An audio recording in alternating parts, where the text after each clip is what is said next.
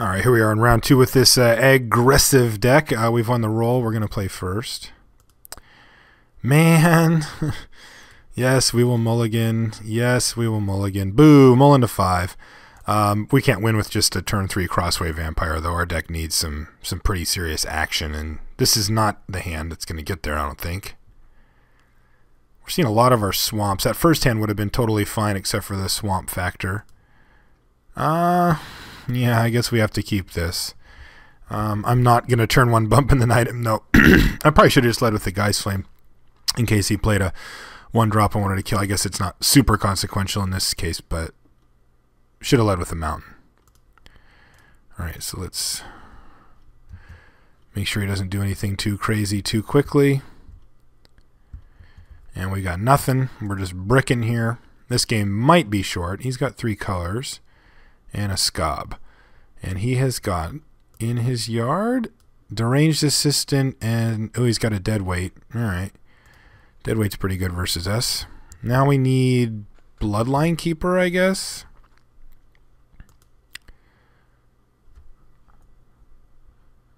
Yep, he's in there.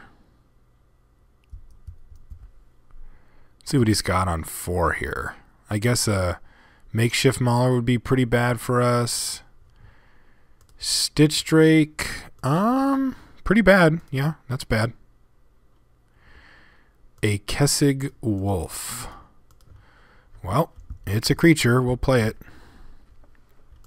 We really need to get lucky and hit our Bloodline Keeper, though. That's a way to dig yourself out of a game real quick. But he's got 4 cards, 5 mana, better board position. Oh, and now Falconwrath Noble as well. I don't know why he didn't attack with his Armored Scob, though. I think he might have just missed a point. I mean, I don't see any reason. Does he... Do I want to attack with mine?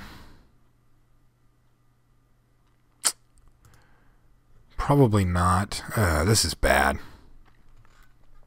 Bump in the Night is doing absolutely nothing when we're going to draw 3 spells. If it's one of them, it's just the worst.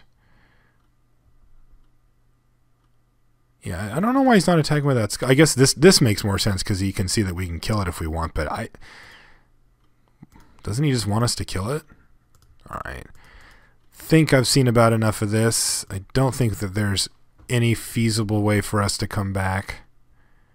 He can start Stitcher's Apprenticing away his guys, milling himself and getting life out of it. He's still just missing attacks with this Scob, though. I don't understand why he's not attacking with that. All right. That was not fun. So, what kind of a deck does he have? Well, he's got a deck. It does some stuff. Is a Curse good versus him? I don't know. His deck seemed to be able to actually put up a little bit of resistance. I think we're probably better off not going with the Curse plan against him. We might, you know, dip into blue and just go Curse of the Bloody Tome, but yeah, it's not worth it. I think we're okay. Yeah, let's just draw some spells here. Sure. That counts. See if we get flipped here. We do. And Walking Corpse is not a good draw here, but we'll just keep growing here. If we hit a land, you know, we can Crossway Vampire whatever he plays here. And we did.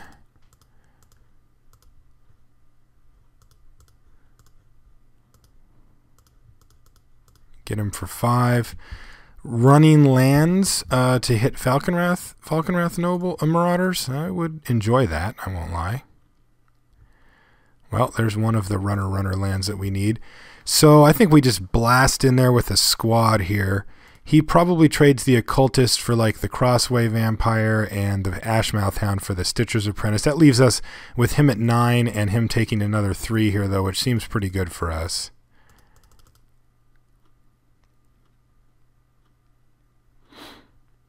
All right, as as predicted.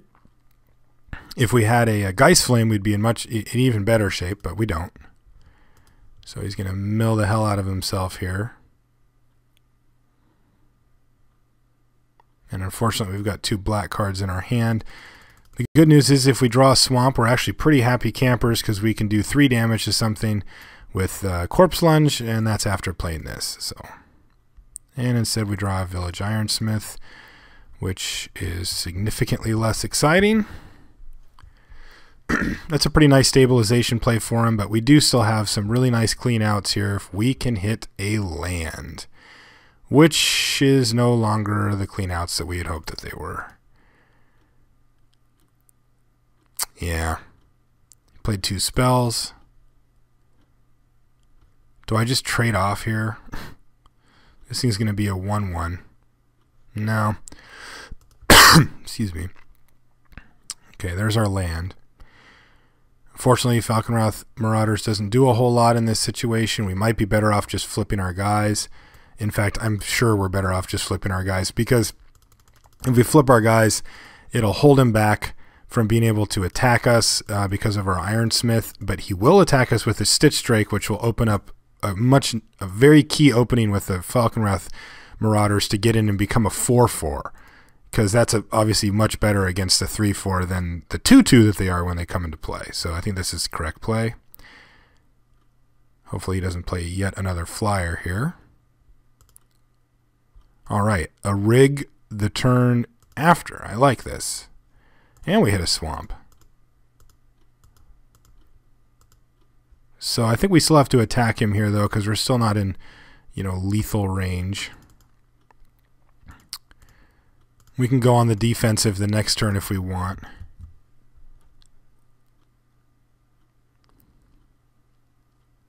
We're in kind of a shaky spot. I mean, 1 removal spell in our Iron Fang, and all of a sudden he's hitting us for like 4, 9, 10, 12. We're just like kind of dead, but I think he can just get away with attacking for 7 here and be pretty happy. Oh, he's just going to ship him in there. He might as well send this one in too.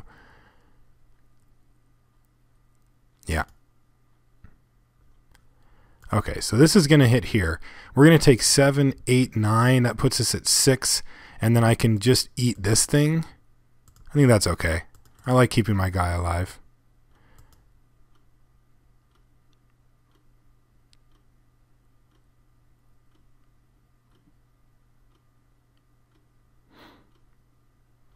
Ooh. Well, I had a different plan, but it looks like maybe just Instigator Gang 5. Oh, so close. I can get him to 2 here with just by playing Instigator Gang and attacking with the Marauders. I can attack with both of my guys for lethal, but then he has crackbacks, and then I chump block, and then I take 5. Ooh, this is close. All right, so here's the deal. If I play Instigator Gang... Oh, I can play Corpse too, though. Walking Corpse, I mean. So if I play Instigator Gang and attack with everything, then he's going to trade a zombie for the Merciless Predator. Yeah, he has to block, so he takes 4, so he has to block both of the guys on the ground, so that both of his zombies die, and he goes to 3. That leaves him to be able to crack back for 4, 5, 6, 7, 8, 9. I'm at 6, but I'm going to have a Walking Corpse and an Instigator Gang on the ground that I can chump with and then finish him off with this. I think that's the play. So let's go Instigator Gang. Put him to 2 here.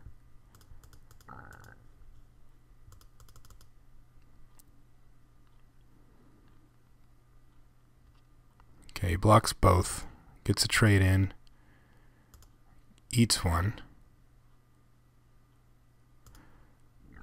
Then this puts him to 2, and then I play a Walking Corpse, and then we've got 2 chump blocks, and he's got to put something in the way of this Marauders here. All right, we got him. That was a nice little sequence at the end there. Instigator Gang off the top was obviously critical for that race. I think Nightbird's Clutches is going to be excellent versus him. I'm really happy with how that play of holding back the Marauders and letting him attack into us worked out, because then on top of it he committed the rig to the board, which was nice. Alright, we're definitely not mulling this. This is a great hand. If we hit a swamp, we'll hit a Bloodline Keeper at some point, which should do fantastic work versus him. And if we don't, we have a really nice curve out anyway. But he is on the play here. Okay, let's just keep playing stuff. Maybe he'll miss a drop. It's unlikely since he has a deranged assistant. He's got 4 mana and 2 colors to work with here, so we're just going to keep developing our board out. Cultist is fine. Ooh, we have one of these draws. All right. Crossway that. Hit him. Yeah, if we were on the play of this game, I don't think we can really lose. Being on the draw makes it definitely losable. Sensory Depth, that guy. Do I even bother blocking? Oh, he's not even. Okay. So we did not hit our turn 4 Bloodline Keeper, unfortunately. It would have been kind of cool. So what do I do here?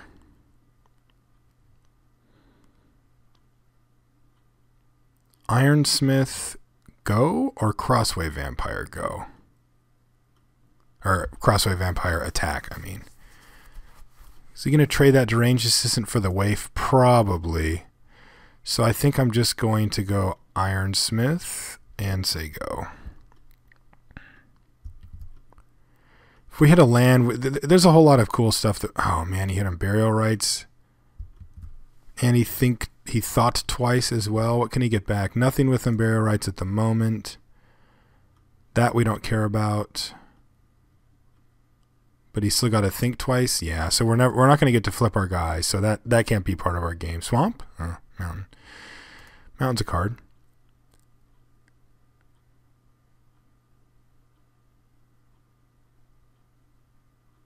So we're not going to get to flip our guys, so we need to use up our mana here. So let's go ahead and Crossway Vampire the Scob? Actually, it doesn't matter. Because I think we just want to clutches him, maybe. I probably should have just done the Scob and then attacked with the Ashmouth Hound, but as it stands now, our game plan is getting our guys flipped. All right, so that was nice. He wasn't patient with his. I mean, we don't know what his hand is. I'm not saying it was incorrect. I just mean it's nice that if we want, we can flip our guys. And I think we will definitely want to be flipping our guys. That's going to make things a lot tougher on us. That is not. All right, so we're okay here.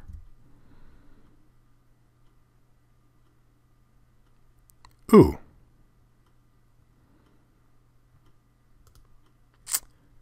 Well, that's one of the few cards that I think I actually just need to play out here. I obviously cannot attack with it because I don't even want to trade it for his nobles, although that isn't even the worst case scenario. But what I do want to do is use Nightbird's Clutches next turn to get in with my noble. Marauders, excuse me. Oh, that's a nice rip. Wow. That's really bad.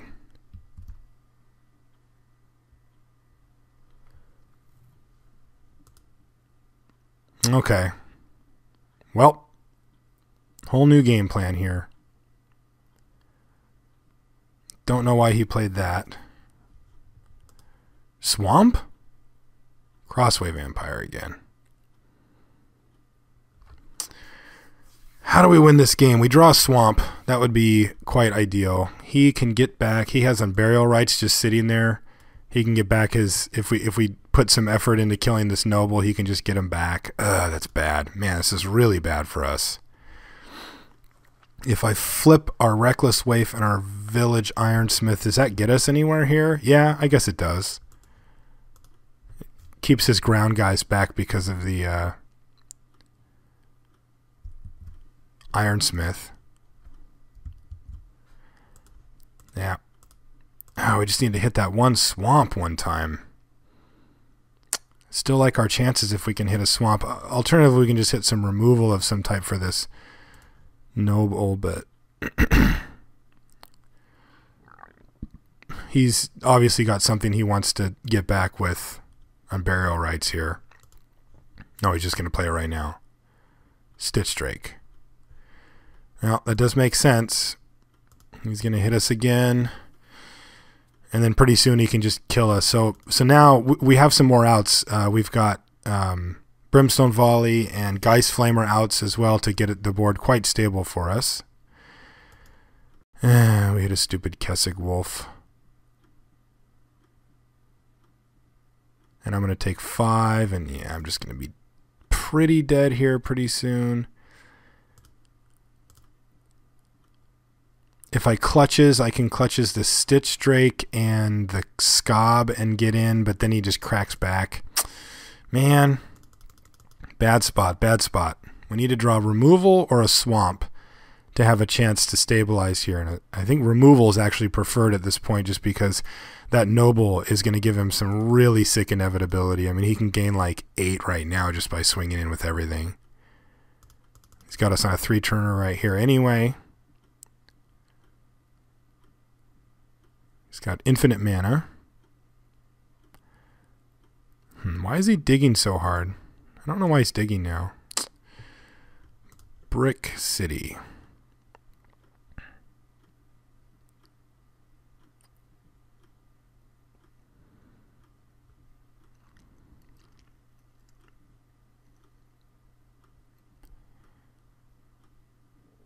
Yeah, see, even next turn I think he can just get us.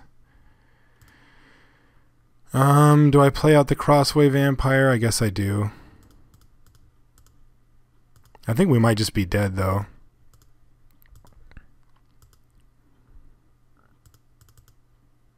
That noble, I think, is going to get us.